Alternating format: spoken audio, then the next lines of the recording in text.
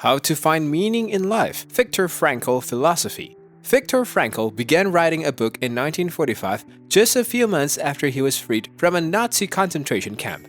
He had reached the age of 40. In Vienna, before the war, he was a well-known psychologist. It took him 9 days to complete the manuscript.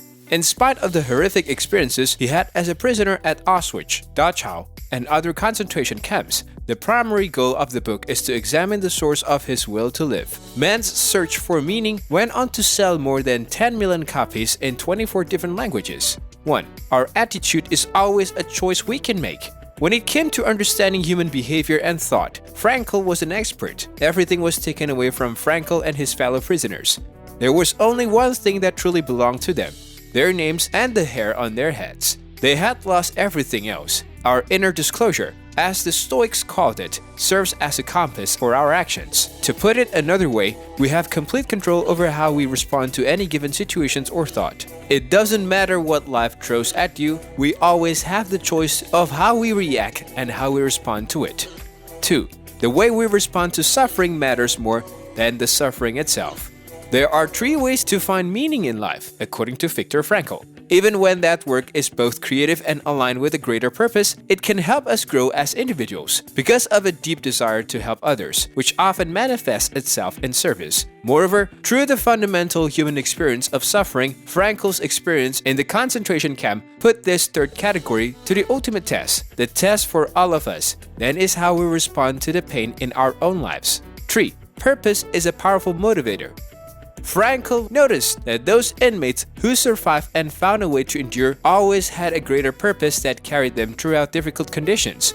When they were freed, some were greeted by a child who had been hidden away in another country and was waiting for them. A spouse or close family members was the victim for others. A project that had yet to be completed necessitated the help of others. It was Frankl and his friends' job to keep an eye out for other inmates who had lost their sense of purpose.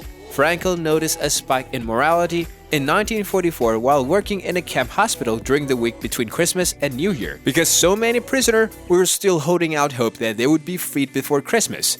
He attributed the dramatic increase in the number of prisoners. Their spirits sank as the year came to a close, and it became clear that their predicament had not changed. As a result, their ability to resist and survive was compromised. Nietzsche's words, "He who has a why to live for can bear almost anyhow," are frequently referenced by Frankl. 4.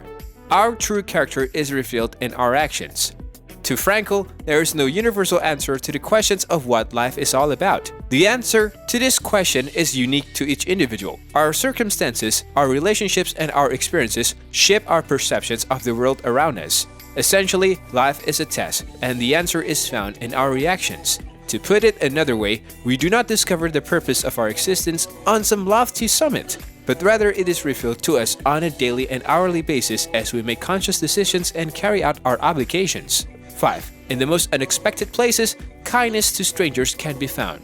As a group, the camp's armed personnel and commander would appear to be despicable. Frankl, on the other hand, was occasionally surprised by the kindness of the guards, who went above and beyond their duties. Frankl recalls a time when a guard secretly gave him a piece of bread despite the danger to himself. As it turned out, it was more than just a small piece of bread that brought me to tears at the time. This man's gift to me was the human something, the word and look that went along with it. Even while serving as a convict, senior prison wardens were known to beat other inmates.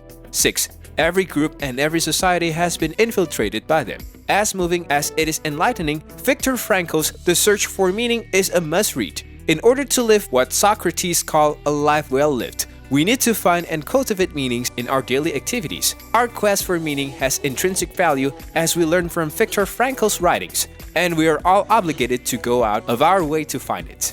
If you enjoyed viewing the show, we would appreciate it if you would consider subscribing to it by clicking the button labeled subscribe. Make sure the notification button is activated so that you are kept abreast of all of the newest videos that we upload. We would appreciate if you would use the comment box to share your reactions to the video with us, as we would be interested in hearing them as well. That was everything that we were able to cram into the agenda for today. I'm sorry to have to part ways for the time being, but I really do hope to see you again in one of the videos that comes out in the future.